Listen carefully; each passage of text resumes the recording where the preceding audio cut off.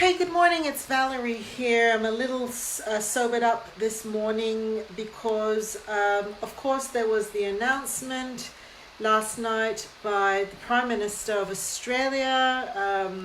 Australians at the moment are in a situation where we are going through a series of cascading lockdowns, and with every decision that is made by the government, will mean at this point in time an attempt to flatten the COVID-19 curve. It has also meant significant impacts on people's livelihoods. And I chose to watch a snippet last night just so I knew whether I needed to do some stuff in my business the next day.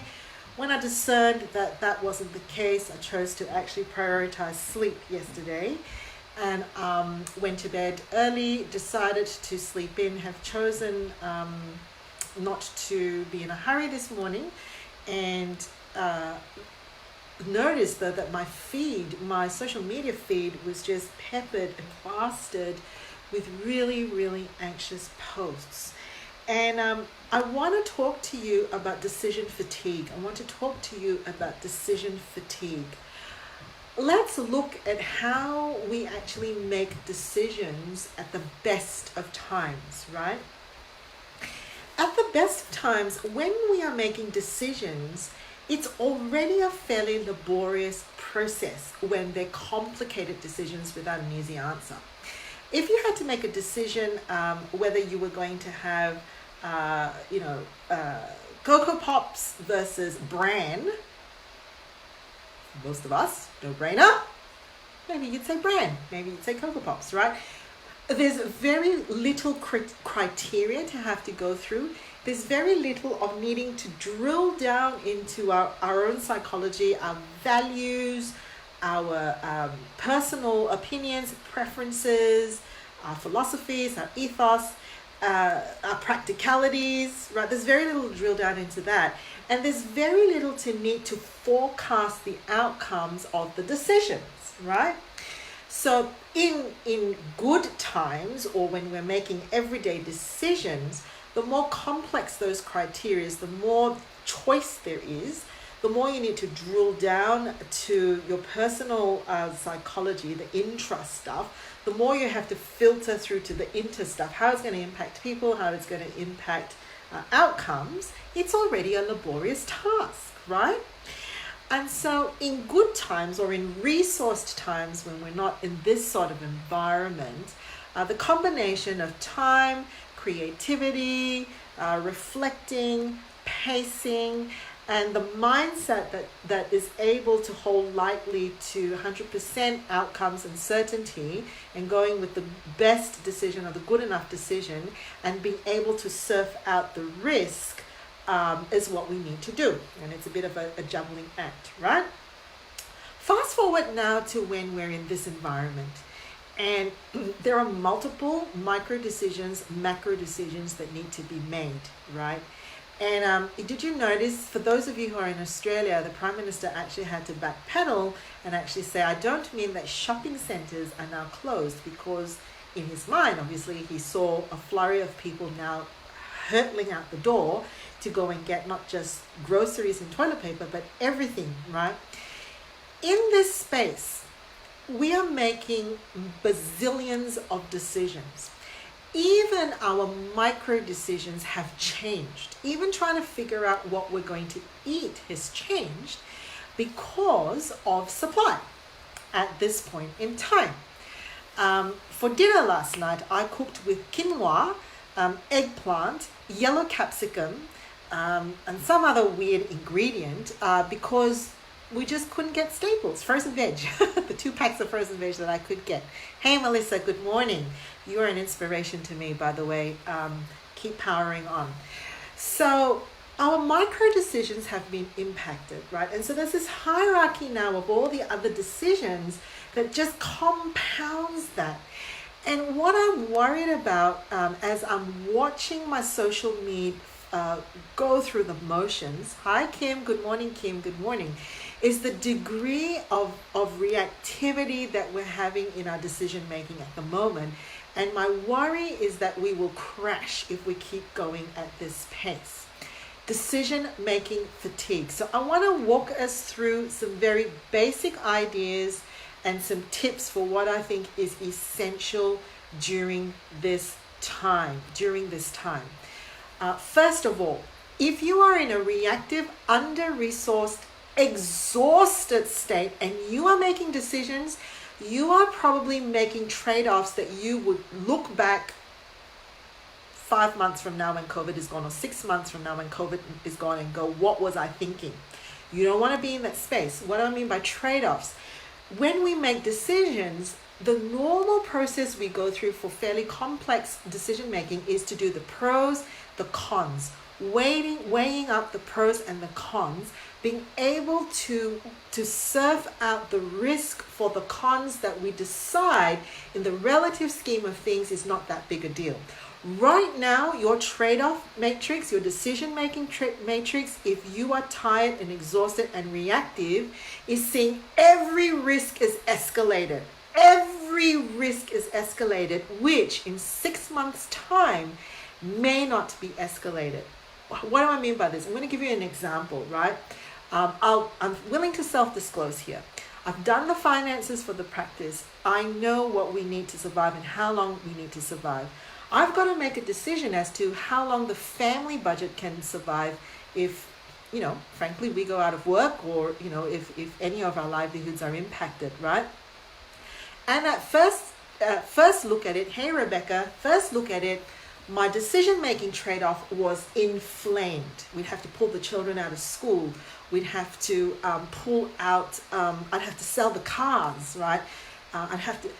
Boom. Look, I was going into this trade-off that was causing me to have headaches. Melissa, it's so true. Every risk does seem extreme at the moment when upon reflection it's not. Excellent. Now, the most painful decision I made with my husband, because this falls to the next category, which is decision-making avoidance. Decision-making avoidance, right? I want to avoid making decisions right now because when the risk feels escalated and the trade-offs are looking impossible, I want to put off making the decision. And I actually said to one of my coaches, look, I've got a decision to make here. I can put my hand in the sand and bury myself for a little while, or I can pull myself out and face the possibility that when I look at the reality, it's going to be okay. Hey, Jen. Hey. And so we made the decision last night, my husband and I, to prioritize looking at the family finances down to micro details. What does it actually really look like? And then, what was the most equitable, liquidable asset that we have, etc., etc., etc. Hey, Jen. Oh, so lovely to see you. It's been such a while since I've seen you. I've been thinking so much about you, Jen. And, down to that level, what would it mean as a family? And when we went to bed that night, considering also Centrelink, right? If we had to, what are all the incentives that are being put into place? And can I add one more thing in the decision-making matrix? That right now, when you're in a reactive state, you're only looking for today and tomorrow what the picture looks like. Decision-making requires us to forecast, not just catastrophize to the end, but really, what's happening? I wonder why she's calling me. Just got a message, someone's calling me. Oh, it's not in my diary. All right, to long range view. And when we went to bed that night, my husband actually said to me, you seem a lot more relaxed having looked at the worst case scenario. Like the worst case scenario in reality, right? Actually looking at the details. I said, yeah, funny that. I actually really do. Because I now know what the actual reality is. So if you're in a reactive state, you're going to be making some trade-offs. You're going to be avoidant. Now, the thing is too, we're just going to be grabbing at solutions that we haven't deeply thought through. We haven't actually deeply thought through. So true, forecasting ability being gone, that's what's contributing, to making it so hard. Yeah, because we have to change how we're forecasting as well, right?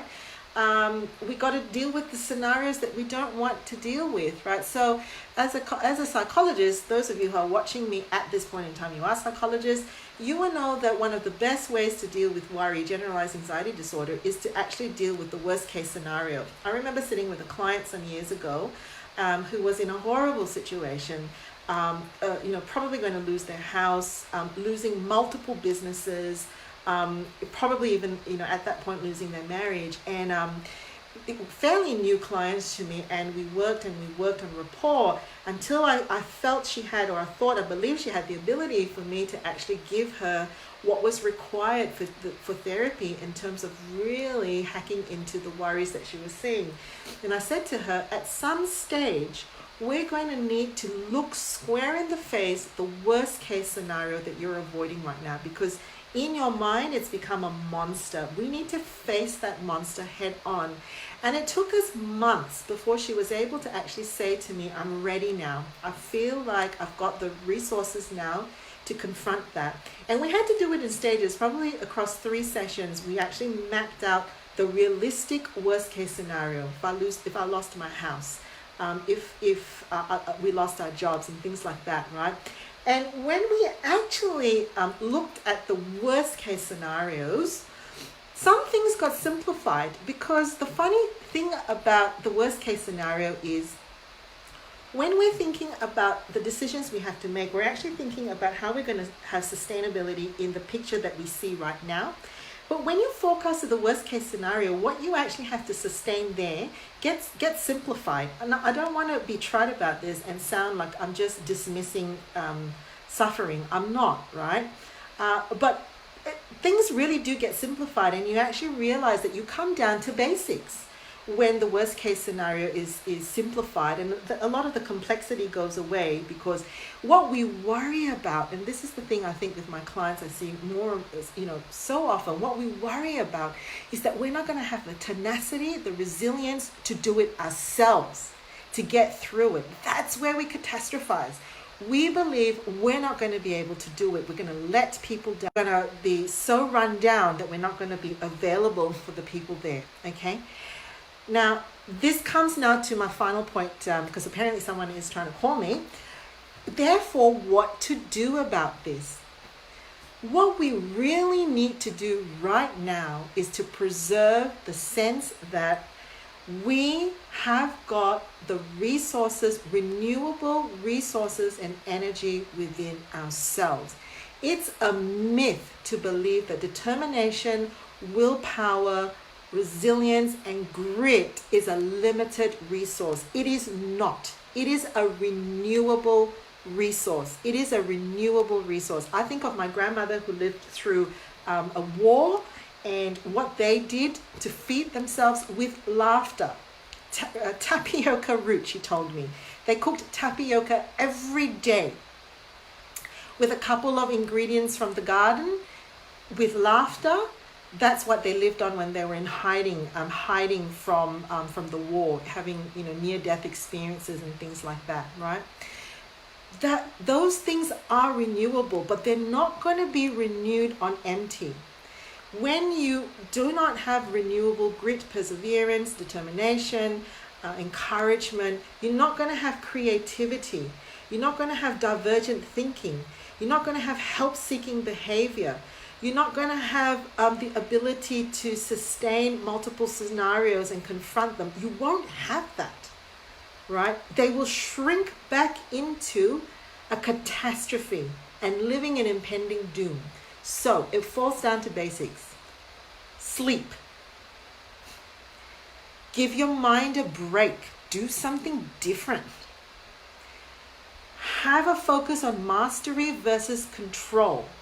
If you can bake a cake, play a song, run a kilometer, that gives you mastery. A sense that my brain is still intact, my body is still intact. I have got the renewable resources within here to be creative, to diversify, to seek help, and to confront the multiple scenarios that may be possible. All right, back to basics. Sleep, exercise, eat, give your mind a break, head for mastery versus control. All right, have a great day.